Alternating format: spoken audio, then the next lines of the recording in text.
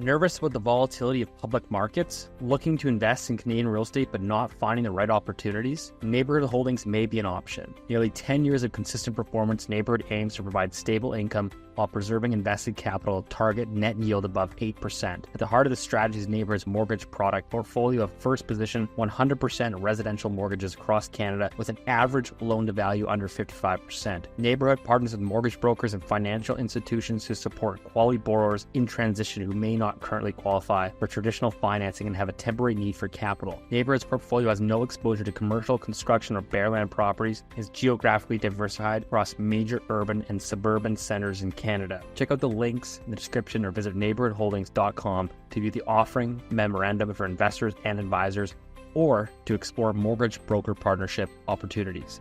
This is not advice. Please consult a professional advisor before investing a loonie in any of these investments. Before we get started, I just want to remind everyone that this information discussed today is not intended to be or construed as investment advice. Please consult a professional advisor before putting a loonie in any of these financial markets. The dirty secret is that no one's ever going to get paid back. People have the shortest memories when it comes to investment. We just got to get Keith into Bitcoin. Hey, there's a bubble.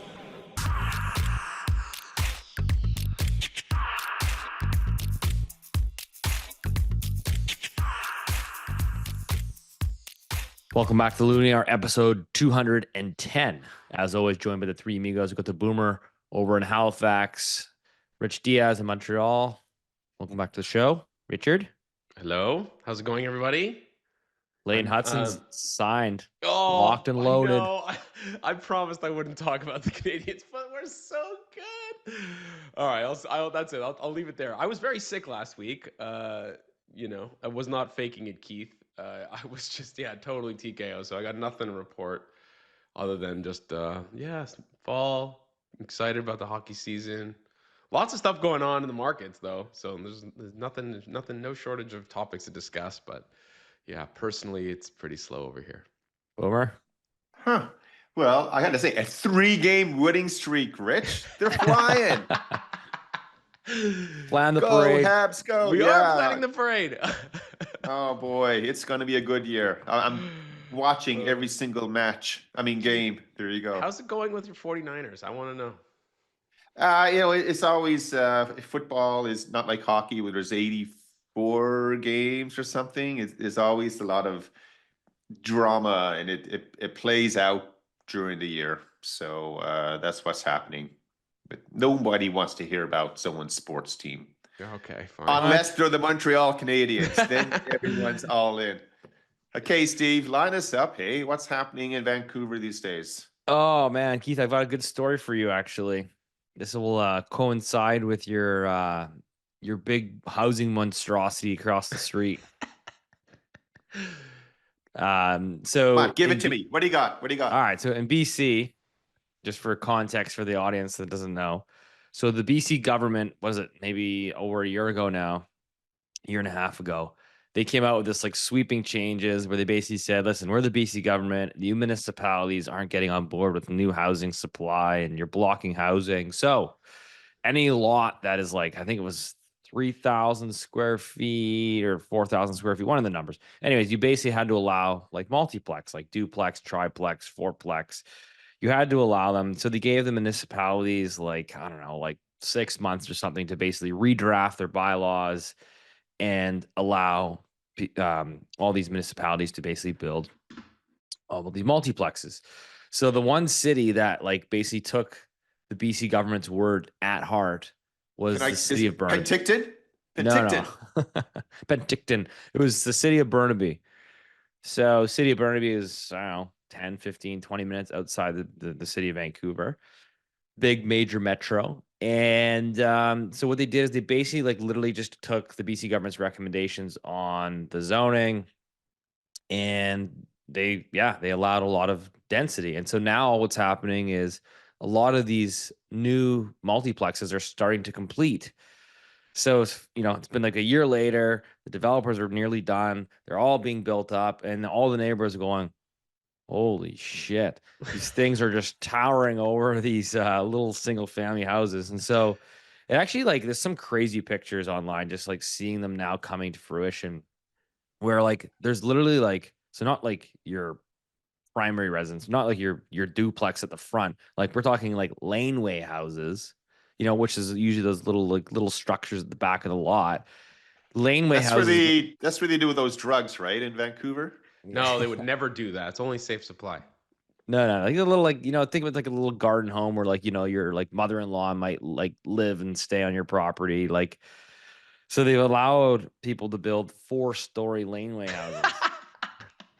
Which is like, it's kind of actually looks kind of funny. I mean, obviously it's funny. Like there's people that are obviously pro density and anti-density, and it's always kind of finding that medium ground. But basically the city of Burnaby now has seen these things go up, and all the neighbors complaining, and everyone's like, whoa, what the hell did we do? So the city of Burnaby, a couple days ago, basically passed huge reforms to their multiplex program, effectively throttling the density.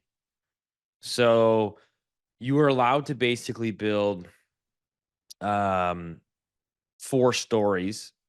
So you were allowed to build 4 stories at the front structure, and then the back structure could also go 4 stories. So after seeing these 4-story laneway houses, they came out and said, okay, what we're going to do now is the primary buildings will be reduced from 4 stories to 3 stories, and the laneway houses will be reduced from 4 stories to 2 stories.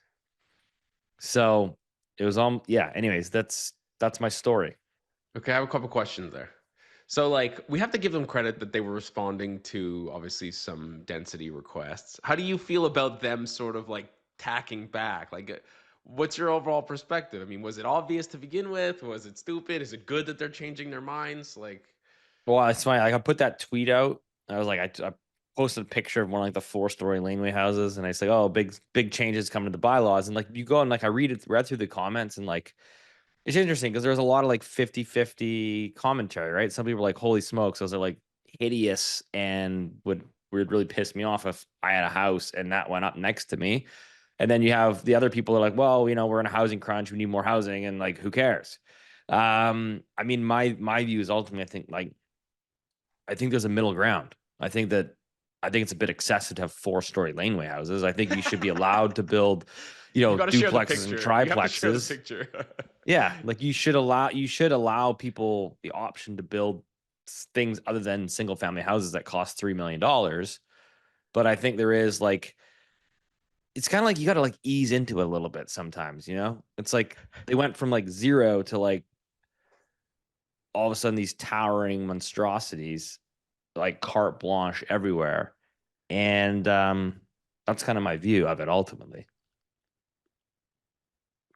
But like, Keith, so I want to tie this in, but I think this is like the big thing. Like anyone that's been following like the housing politics, you've seen like the federal government come out and basically accuse these municipalities of red tape, which they do, right? I think there's like 3,000 or 4,000 municipalities across Canada. There's a lot. This is like, and all of them have different bylaw and zoning requirements. And so, like, think about all the government's actions they've done. They had the Housing Accelerator Fund. Mark Carney's tweeting again yesterday about the housing catalog, which is like their pre-done up it's like a designs. Sears catalog with all of it's a Sears catalog Soviet of like, era of housing built. like laneway houses, like our Sears catalog of laneway houses. And I was like, guys, and I tweeted it, and you get all these like yimbies that like jump all over you and like, oh, you're an idiot, you're just against the government. And it's like, the city of Burnaby is a classic example. They removed the red tape, and now they're putting it back on. And so the point is that you can't have a Sears catalog that works for the entire country. There's thousands of municipalities, and within each municipality, there's thousands of different zonings in all of those municipalities. So you have like, I don't know, tens of thousands of different zoning areas across the country. To think that you can have like one duplex catalog that's going to work across all these municipalities is making the assumption that every single municipality is basically going to sign on and remove the red tape and just say you can build pretty much whatever you want. And so I think, as we've seen over the last couple of years, despite all the hand wringing, there's really not been any real removal of red tape anywhere. I have a So question though. yeah. Anyways, I mean, isn't there like the just to challenge you? I mean, isn't this just more NIMBYism? I mean, it is to an extent for sure, but I think that's the thing with like local politics is driven by local people Yeah. that live there and vote for the constituents. So I'll give you an example. Like the city of Calgary has an upcoming municipal election, and I think like all of the candidates that are in the running are basically coming out and saying we're going to reform the zoning. Like Calgary opened it up to basically allow townhouses effectively everywhere in the inner city. And all of the candidates that are competing are saying, yeah, we're going to like roll that all back. So nothing new under the sun. I think people have this like weird fairy tale that, you know, after decades and decades of municipal red tape that we're just going to suddenly roll it back. And I just don't think that's reality.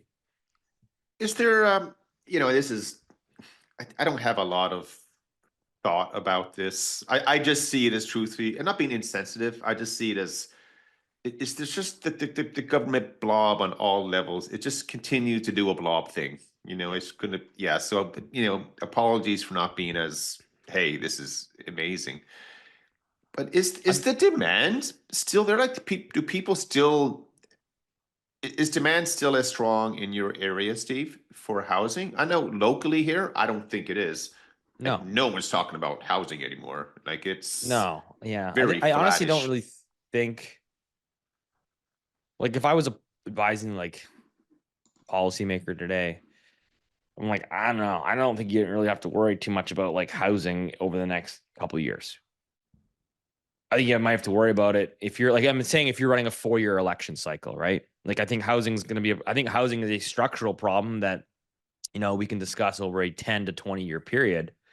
But the reality is most politicians run on 4-year election cycles. And if I was advising the government, I'd be like, I don't think you got to worry about housing for the next 3 or 4 years. Like there's relatively well I mean, like supplied. EVs are way more important to focus on now than that. Yeah. But So it's such a, I mean, but you think about it, like if you were to make one single decision, is like housing is yesterday's challenge. I don't like the word problem. I always say challenge. yeah, And a lot of people listening are saying, whoa, no, it's still a problem. I mean, for sure obviously it is. Yeah, yeah, absolutely. But it's not nearly as severe as it was a couple of years ago. it's not Because front and center of politics today.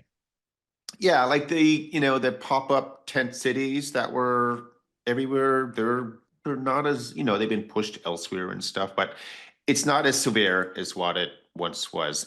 So the number one challenge now for Canada, or the biggest opportunity they should focus on, in my mind, it's healthcare. If you know anyone in the healthcare world industry, that is a gong show to the nth degree. You go into most hospitals today, and like they're literally they're patched together with duct tape. They're just so poorly designed. The buildings haven't been taken care of. We have a brand new. It's an add-on. Apparently, they can't call it a new hospital for some regulatory reason. It's an add-on to an existing one. By the way, the existing one's about 30 years old, and they still call it the new infirmary. I like that, but that's an easier one for them to focus attention on now, as opposed to this, political housing storm, because Yeah. there's still a ton of people without GPs around the country and that kind of stuff.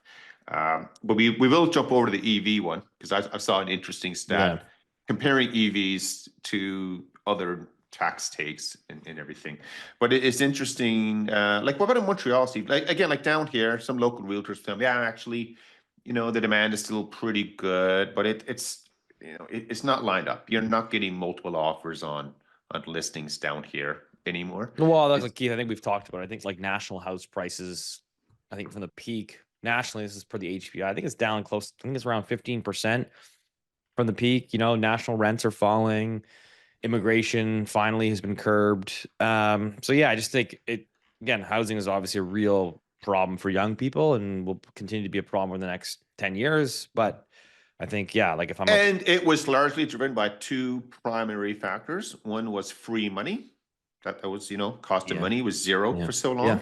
And then, the open border, immigration, everyone come on in. I mean, that's two enormously powerful factors contributing to elastic demand No, hitting against inelastic it demand. no, it's elastic demand and inelastic supply. Yes, That's sorry. what happened. Well, I Rich mean, didn't, Keith, Rich didn't go to Steve doesn't know what we're talking about, but Rich Keith, just fell asleep in economics class. it's pretty hard to build enough housing when you can get a 5-year mortgage at 0.99%.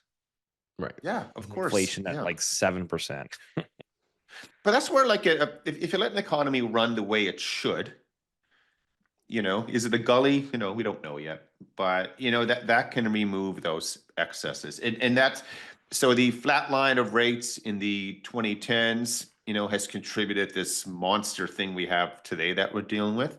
And they did the same thing like in 2002 up to 06. They kept rates, those Greenspan back then, they kept rates so low for so Keith, long. what's funny is like I've been writing about it a lot on my Substack, and yeah, I just did an interview for like the mainstream media like yesterday.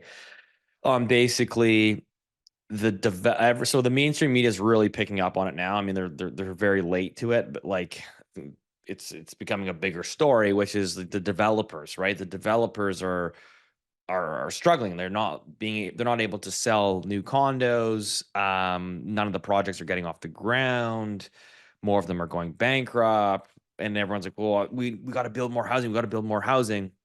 And like, the reporter's like, "Well, like, what should we do? Like, what should governments do? Like, how do we get new and more housing built? Like, nobody's building." And I was like, "It's like there's nothing you can do. Like, what can you do? I don't know if you should do anything. I think you just like listen. There was a lot of like malinvestment over the last 5-10 years." Did you tell them that? Because I did. apologies, I don't follow every minute of Steve Saretsky on the media. What? So, but no, but what was the response? Was it like, we don't know how to respond to it, or I think she kind of like nodded her head, and I was like, well, okay. Like, it's like, what are you going to do? I mean, I think it's just like economic gravity is playing out, and, we're going through a cycle. We had a huge up cycle. There was a lot of malinvestment that was done. I think though, Steve, the reason, that the question, what are we going to do? And that comes back to, the theme that I always throw out there all the time. We've somehow over a full generation, and I don't mean like a specific demographic, but it's enveloped everyone. Socialism has taken a grip of our thinking. Forget dynamic thinking, even lateral thinking is not allowed. That government is the response to you have a problem, government will solve it.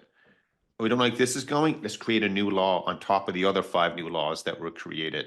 And you're right, Steve, sometimes these excesses have to be eliminated. So we're trying to go down that road and people don't like it.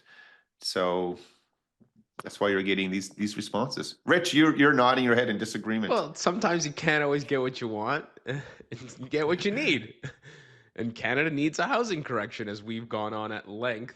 And so it's just. Isn't that the Rolling Stones song? You can't always get what you want, so you write the it. Rolling Stones. Yeah. By the way, Rich was not disagreeing; he was smiling. And I agree. Yeah.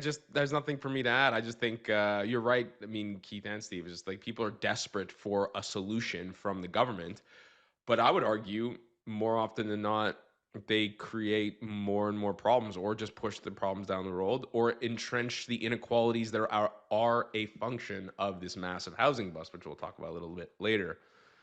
But there's nothing you can do. Well, you just need to like let go. But you also have this ride. blob though that's connected to government all the time. Right. So there's we talk about France, recently, and how the private sector has been solely squeezed out of the economy, so that the dominating factor all the time is now government.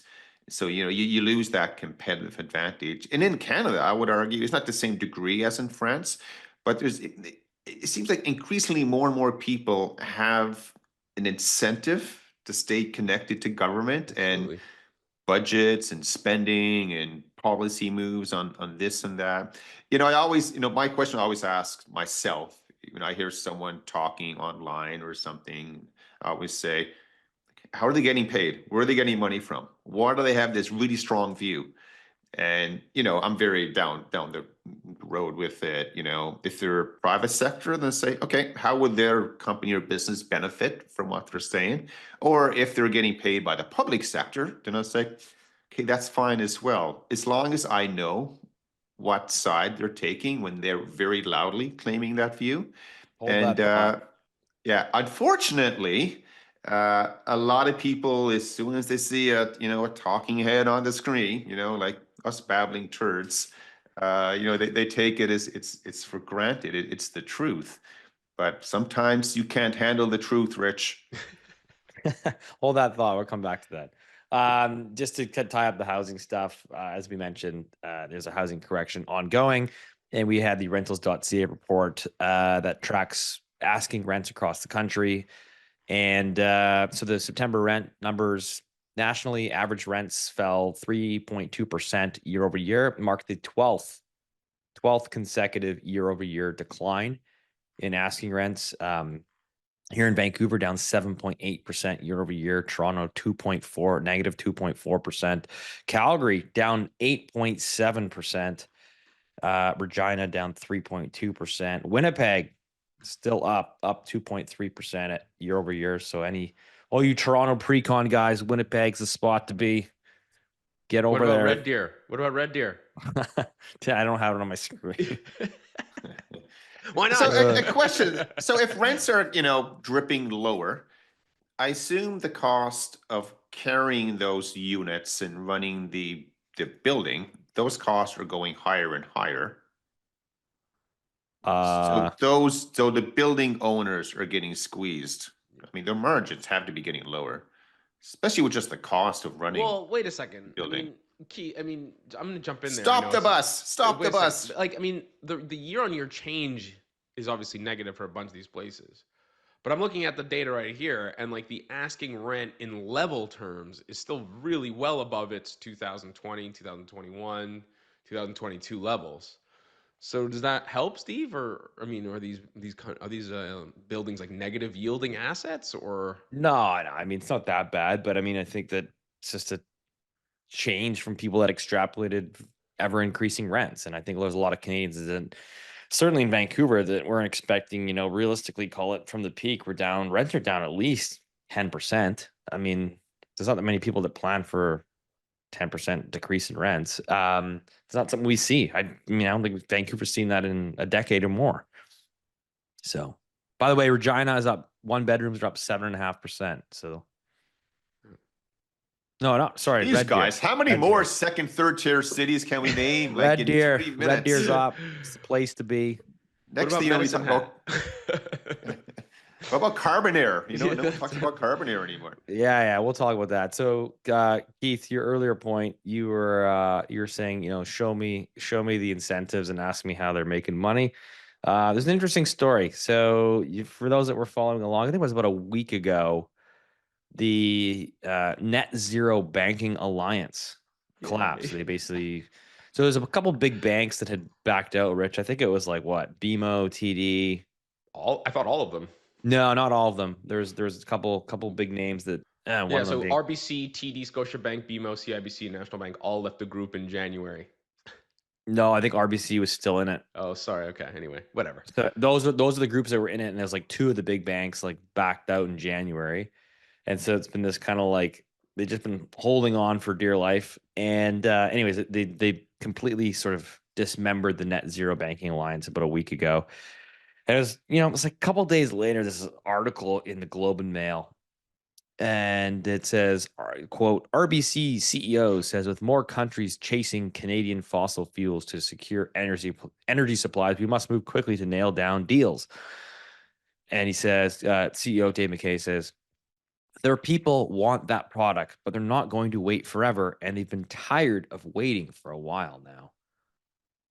So it just the irony of being in the Net Zero Banking Alliance, which effectively, Rich, was designed to basically choke financing to fossil fuel industry. They dismember the net zero alliance, and all of a sudden there's an article in the Globe and Mail, and he's saying, we gotta get more fossil fuels out and shipped around the world. You can't make this stuff up. Dude, it's glorious. I'm just gonna another win for the Loonie Hour. I think 3 years ago I said it was total bullshit, and it was, because fossil fuels are not going anywhere because they're very, very, very useful. And 4 billion people are very poor, and you cannot convince them to stay poor. And in order to be at least feel a little bit wealthier and safer and have clean water and cold beers, etc., they're going to need to burn fossil fuels. Anyways, fast forward to today. I said it at the time. I remember I said it was a marketing shtick, which it always was, and it's being exposed as the farce and marketing shtick that it is. Interestingly, Mark Carney hasn't said anything about it, which I thought was interesting because he was the head of the GFANZ, which is the Glasgow Financial Alliance for Net Zero. And I'm not at all surprised that within a couple of months that these banks are doing a volte-face and saying that we need to exploit our natural resources. I would point out, though, that the Canadian banks are major financiers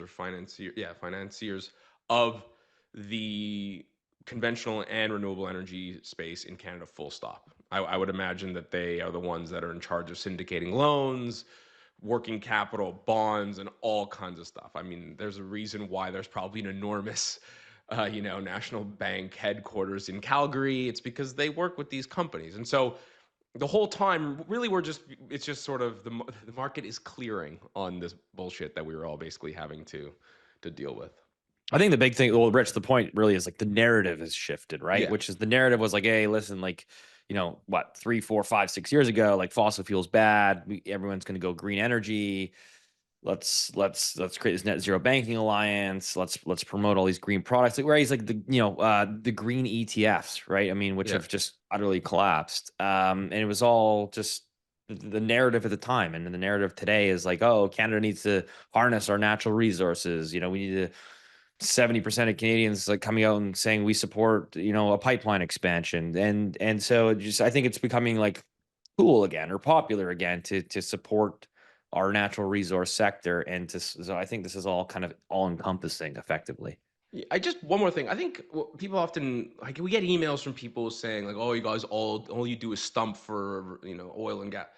What we were like pressed with, and the reason I got so aggravated at the time is because we were told in no uncertain terms that it was the end of fossil fuels, which was a lie. I remember at the time also saying renewables were absolutely part of a solution to more energy. Why not? We have the technology. Why wouldn't you want to build more hydro? Why wouldn't you want to slap a solar panel on the infinite amount of square footage in Arizona or the third world or whatever? But the contention really was this idea that it was the end of fossil fuels.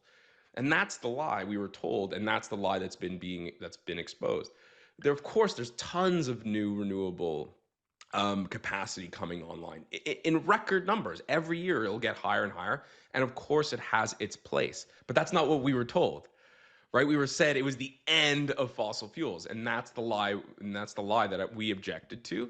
Renewables, of course, are useful and have their place, and will continue to grow as far as their share in total sort of energy package for the world. Why not? But the idea that fossil fuels are going away is just bunk. It always was bunk, and it is bunk.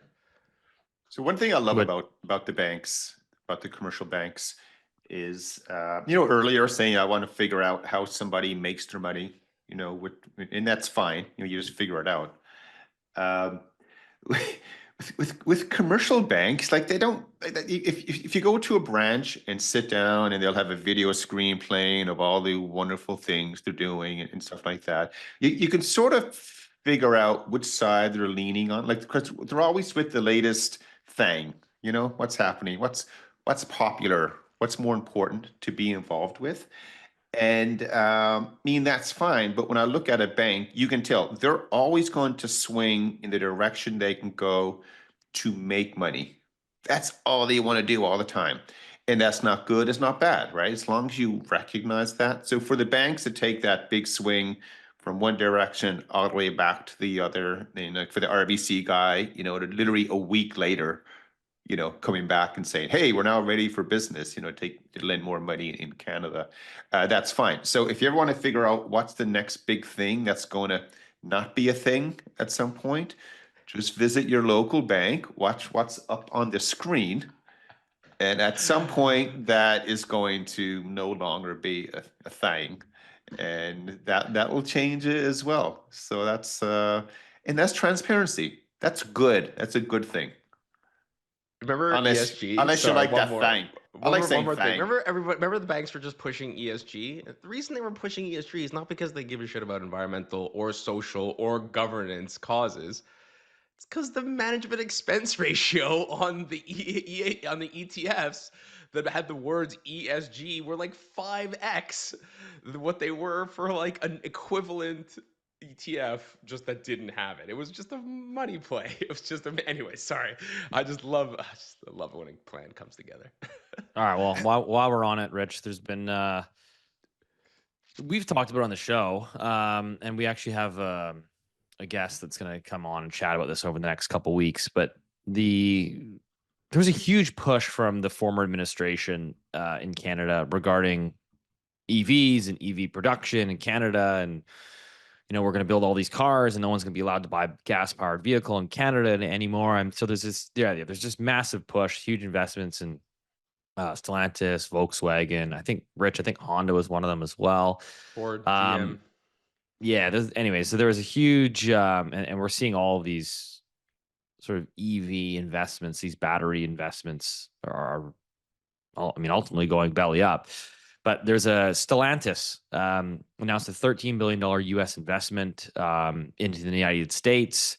Effectively, the Jeep Compass production is being relocated from Brampton, Ontario, assembly plant to Illinois. So the decision effectively halts plans to resume the production at Brampton, leaving approximately 3,000 Canadian workers in limbo and raising concerns about the plant's future. This, of course, was making the rounds. You had Carney and Minister Joly coming out and saying that they were disappointed because I think they had a legally binding contract where they had invested a whole bunch of capital, Rich. Yeah, no, they didn't though. They didn't have any. There was no quid pro quo. They just gave them money and said, build these electric vehicles or batteries or whatever it is. And they were like, thank you for this money. And then like a couple of years ago, they turned around and go, actually, else and do something different. And then, of course, they're threatening to, now there's going to be all kinds of, they're going to threaten to sue and this and that. And I think that the ship has sailed, I'm afraid. Okay, so basically they had spent $500 million to build a battery assembly plant for Stellantis in Windsor, where EV battery parts made in China would be assembled there. Mm-hmm. And the second was to subsidize the assembly of each battery, 100% subsidy through 2029. But there was no guarantee that Stellantis would keep producing vehicles in Canada. So effectively, just taxpayer dollars out the door. That's like just a key theme, though, with all these EV investments and car manufacturing and battery plants, like all of them. Well, no, it's a philosophy of this government, and it's not a former administration. I submit to you, there's the same administration. I think it's this philosophy of the government. They can pick winners, that they understand the global market for goods and the supply chain and how these things work better than private capital. And they continue to not learn their lesson. And the only way they're going to learn their lesson is when they're in a new job, not sitting in parliament. That is when they will they'll have their come to Jesus moment and realize that they are not the most efficient allocators of capital. The free market is the most, and even the free market doesn't even get it right all the time. But the free market is a much better. But if the free market gets it wrong, those specific investors from the free market, they take the losses. They get fired. That's fine. Yeah, that's and however, in these cases, who's taking the losses here? We do, taxpayers. Yeah, taxpayers, absolutely. I find it ironic that sometimes the government will say, there's no business case for this project. However, they are the ones that are making all the projects and the ones who are failing. Yeah. So, and again, it goes back to this, it's the theme that I'm on now today, of course, for this episode is, and again, government involvement, government knows best and all that stuff. And it's just going to run its course. Something will happen at some point, which is going to be more than, what is the EV total? I think it's 52 billion. I think I saw that's been Something around there, yeah. Yep, it's exactly Yeah. 52. Yeah, and guess how much the feds collect in HST and GST for a year? How much? 50 billion. Yeah. So think about that. So all the HST, GST collected in 1 year, they take all that and just throw it at this industry that a government has decided is worthwhile and is going to save the planet and all that stuff. And then it doesn't, of course. It's gone. Whereas, my God, like make a hospital, make 10 that's it. hospitals. So I have a question for you. So if just to play devil's advocate, I think there's an argument and a case to be made that government needs to support or maybe financially support some key sectors that are geopolitically important, right? I mean, you're seeing obviously the Trump administration, right, which is coming out and saying, "Listen, we're going to re-onshore," and they're now what I think they're involved, Rich. I think they have a financial interest now in 3 publicly traded companies, like Intel, for example, because the United States says, "Listen, chips are important, and this is the AI race, and we're going to win it." And so, like now they are like 10% owners in Intel or something like that. So, like, I mean, I guess that's the counter argument is like, we need to support some industries, but I guess how much and to what length? So my response to that would be, yeah, that's fine. I mean, you always have that player. First of all, Canadians don't want to hear this. Canada is not as an important country in the world today as it used to be. I mean, we still think back to the 70s and they show the video, the athlete, I think his name was Greg Joy, winning the silver medal at the Montreal Olympics, pride for Canada and all that. Canada is not nearly a player in the world anymore as it is. So if we only have so much money or capital or tax dollar that we want to spend on some kind of geopolitical thing, is it EVs? No, it shouldn't be that at all. You should absolutely, you remember, as a government, you're supposed to provide services and infrastructure for your citizens. Healthcare, absolutely. EVs, no. Let someone else do that. The one competitive advantage that Canada has over most other countries in the world, I mean, which sector is it? Natural resources, obviously. Yeah, absolutely. That's where they should be pouring money into. Instead, they're doing everything they can to choke the life out of it, and they're looking at these other things. So I know people in the auto sector, a lot of families are going to be hurting with these closures and so forth. But again, if I'm in Ottawa and I'm allocating very precious capital, every single dollar is so important. It shouldn't be wasted away. It's not the auto sector. I'm putting it in healthcare, in education, the resource sector, things like that. And people know more about this industry than I do, of course. They're going to say, well, this is important, but let the Americans take on that responsibility if they want to fight, China with semiconductor chips or the EV business. But I just think they're picking the wrong fight for political reasons. Yeah, I mean, I think I have a different perspective. I think there's like a push and a pull. And what the Canadian government tried to do was basically create an industry out of nothing. Intel and a bunch of the chip manufacturers, the design and the brains of a lot of these manufacturers already exist in America. And where the threat that they felt was like none of the fabs, which is what a fabrication, so one of these big buildings that's cost like $250 million to make, none of them existed. So you had lots of designers in America, and they had none of the fabrication technologies that was within its borders. Where the EVs, I think, is a fundamentally different thing. Is they were basically trying to create an industry out of thin air, and you could say Richard does a lot of appeal for that, sure, but I would submit to you that number one, Canada has not demonstrated any capacity to literally invent a new auto sector, anything in probably 50, 60 years. We had some capacity in normal internal combustion engines, but that's the problem. Ideology stuck its head in there. It wasn't that we thought that EVs were a good idea to make money, is that climate change dominated the investment decisions of this government. And if it wasn't for that climate change umbrella under which all of these decisions sat under, it wouldn't have been allocated that way. And then the reason I say pull versus push is that, Canada's desperate for infrastructure, whether it's light rail, whether it's whether it's ports that aren't as sophisticated as they should be, all kinds of different things, whether it's pipelines. Bike There paths, are bike paths. Don't forget bike paths. well, there's bike paths. So, you can create a situation where it's just, this is not, and I think it's just, it was dumb at the time. It's been exposed as the fraud that it is. I think what's so frustrating is that this is not Monday morning quarterbacking.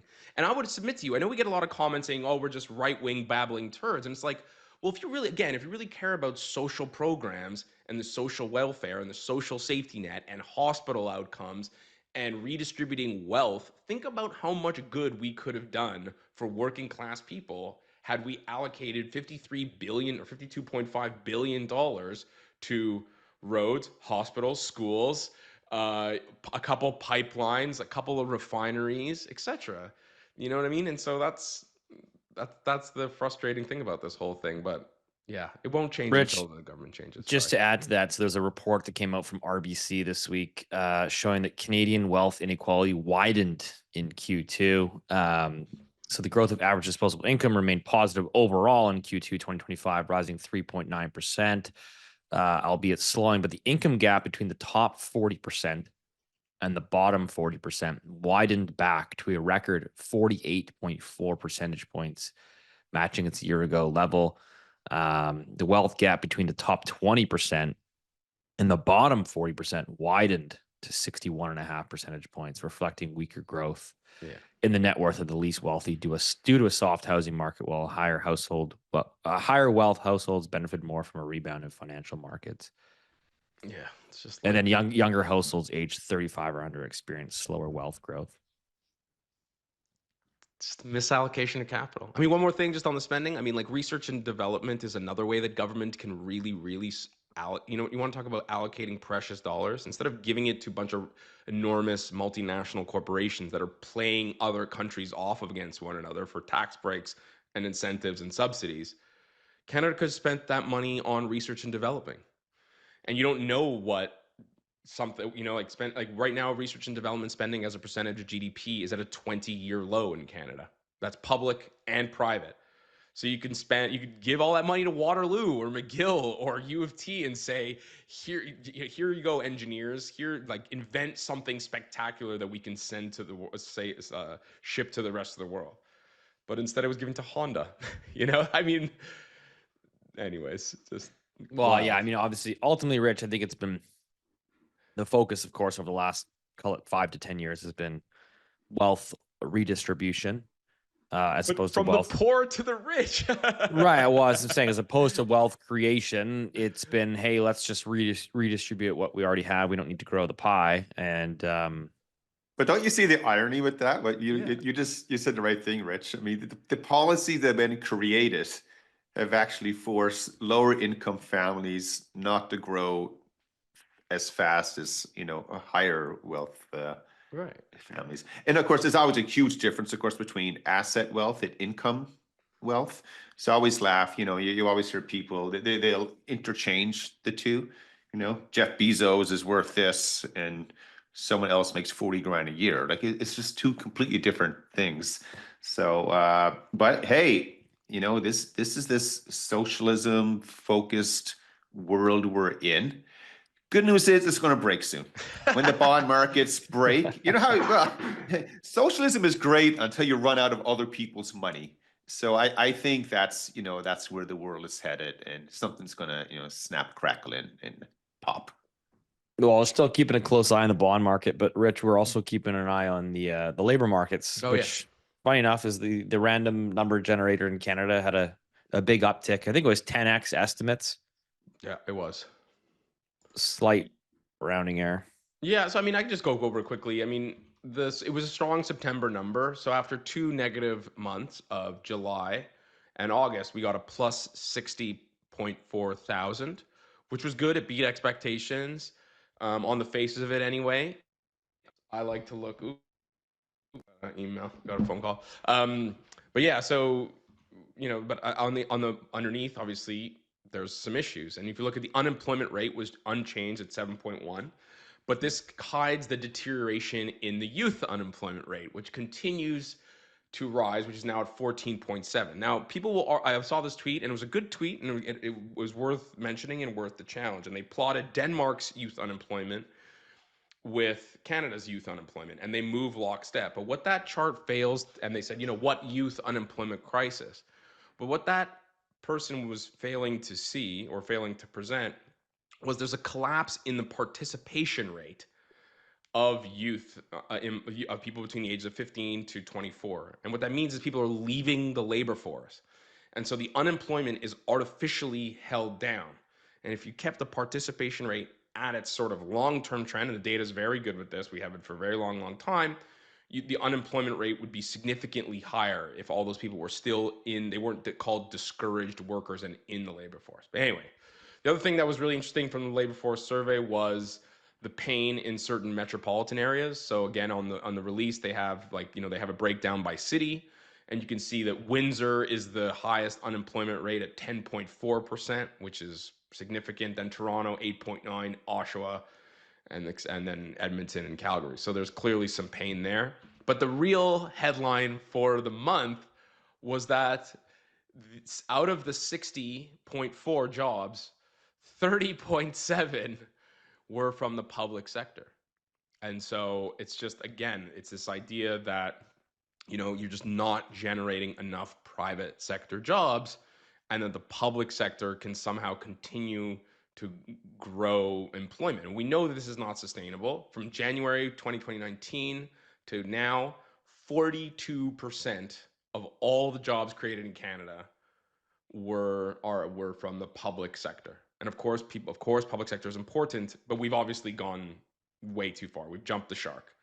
And I know this for a fact because we know that right now, 21.8% of all jobs in Canada are in the public sector, and this is a 30-year high. The only time it's ever been higher was in that April COVID month where obviously all the other jobs went down.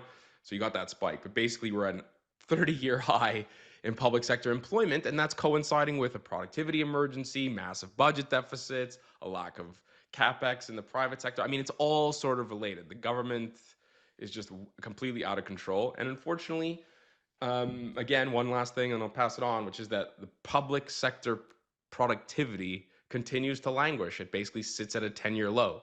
So for all those extra employees that we have working, they're not at all demonstrating that we're getting our bang for our buck because productivity numbers continue to do really, really badly. I did get mail yesterday, so that helped. What's interesting, maybe Rich, do a quick 10 seconds Okay. on the Canada's CPI data and see, because then we can combine that with the jobs number, because it is affecting what the potential outcome could be of the Bank of Canada meeting.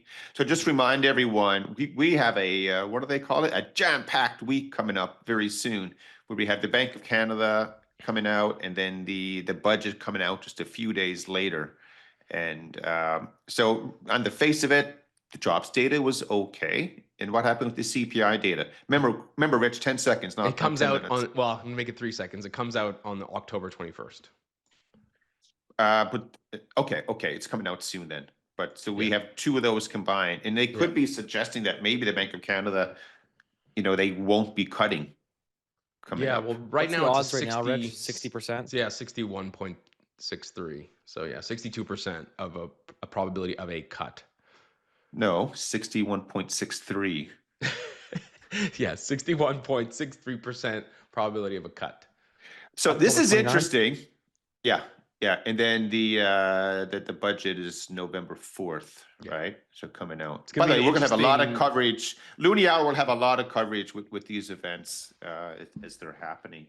But it's sort of combined with that, though. I think Steve, do you want to chat any more about the Canadian jobs number? Or I mean, anything? not really. I mean, I don't know, Rich. I mean, ultimately, my view is with the stats can labor data is that month over month, the volatility is just so extreme that it's hard to really draw any major conclusions. It seems to me like the trend is still intact, which is it's a weak labor market.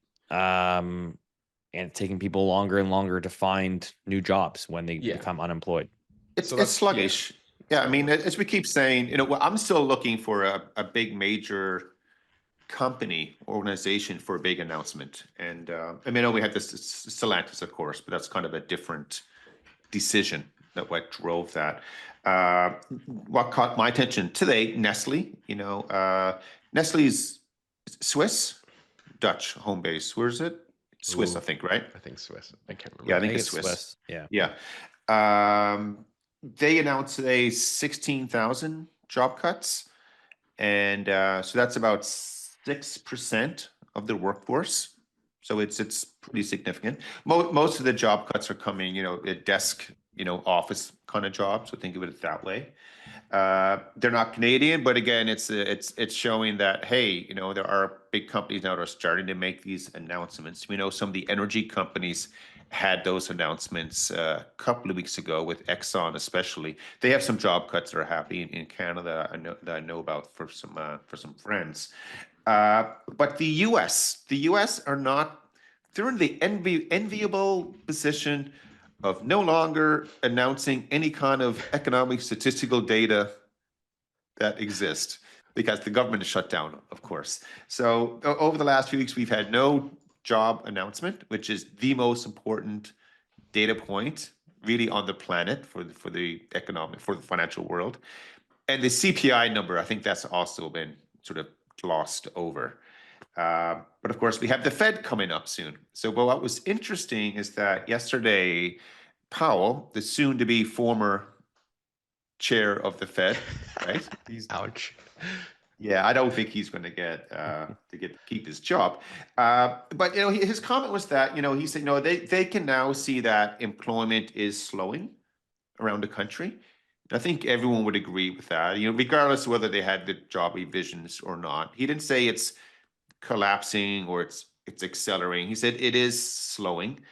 And someone asked, well, how did you determine that? Did you get the numbers that no one else did? He said, no, just using state data that comes out. That's how they came up with it. But he also commented that, they're going to slow QT, quantitative tightening. Remember we talked about that, I think it was one or two episodes ago as well. So this theme, that's been sort of re-energized, this race to zero, it's back on the table again, as they say. And the announcement from Powell yesterday, he reaffirmed it. This is where we're going. It's going to be very interesting what Bank of Canada does. As we get closer, we'll talk about it. I'm just making the assumption they're going to cut because I think this budget is. I mean, they're all in on it, So it's going to be going in that. And of course, we had New Zealand cut by 50, which surprised everyone last week as well. But I just want to make sure we updated everyone on the central bank story with the Americans. And Keith, the bond yields are all playing ball right now as well. So like the Canadian 10-year bond yield, the 5-year bond yield, they're all making sort of like month lows, which is going to help, which is I think part of the point, right? It's going to help the federal government roll over the $492 billion in debt that they have due over the next 15 months. Something I think I was a bit wrong about. I thought the bond yields would like soar from here, but yeah, the 2-year bond yields at 242. That Canada 5-year bond, Rich, that prices most of your mortgages over the last 3 months is down 50 basis points. We're at 2.26 now. Yeah, 2.68, and then the 10 I think years at where we benchmark this, like we pin this moment, and you wait a while, the rates are going to be a lot higher. I think. That's okay. Absolutely. Yeah. Well, I mean, I guess Keith, I don't disagree with you, but I mean, it's always like timelines and time frames, right? Which is like, is that 6 months from now? Is that 18 months from now? Is that 3 years? Well, I mean, I don't know. Before Keith jumps in, because he's getting a glass of water, but I just think like what's the really interesting data point for me, which will affect my view on these 10-year and 2-year and 5-year bond yields, is the inflation. And so my, inflation model, only never marry a model, but my inflation model is suggesting that inflation is going to continue to rise. And the other thing we don't talk about enough on this channel at all is the collapse in the loonie versus all major trading partners. And that will bleed into inflation because we export oil and import goods. And that, like you can see against the Swiss franc, against the pound, against the euro, not against the yen, that's a sort of different story. But now even against the US dollar, the Canadian dollar is just weakening across the board. And that's with all the cuts priced in for all those other different markets. So there's some real weakness coming into the Canadian loonie, which is going to affect inflation, which is going to affect the 10-year bond yield. Well, a couple things. You say never marry a model. Tom Brady married 2 models. All right, fair enough. Okay, and he did. I don't think they're working out anymore.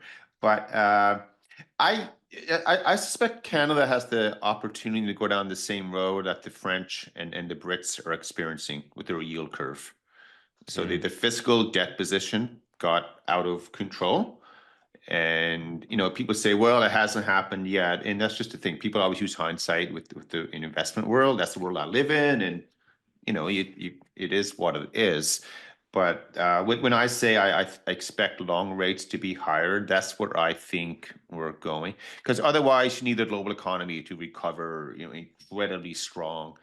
All this geopolitical stuff to be sorted out. It's no more friendshoring. You are allocating your capital based on comparative advantages and stuff like that. And I'm not seeing any evidence that that is happening right now. I mean, the Americans are going all in on trying to cut China off from Taiwan.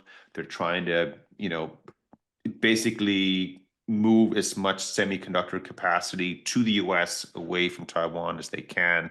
We know what's happening in the mineral space as well. You get the whole NATO, Ukraine, Russia triangle going on. Like nothing is suggesting, we're going to have that kumbaya moment coming up. And that's going to, so all these budgets that come out when they are not positive, again, that's based on very optimistic economic scenarios, which I believe are going to be less optimistic, which means your tax revenues are going to be less coming in. The yield that you pay on your debt is going to be higher and so forth. This continues to be set up for something uncomfortable, even though right now the 5 and 10 year for Canada are saying, hey, it's not too bad, it's okay. It could be one of those, hold my beer moments. Is that did I say that right, Steve? I think so. Yeah, something like that. Well, I guess we'll keep an eye on it. That Jimmy Jean, who's the Desjardins chief economist, Keith would tend to agree with you. He was an article in the Globe and Mail saying, be prepared for interest rates to start rising in late 2026. Effectively, he's calling for 2 more cuts this year in 2025 before rates start moving higher towards the end of 26. Obviously, that's just one forecast, but remains a real risk. His repo market just got shut down. Yeah.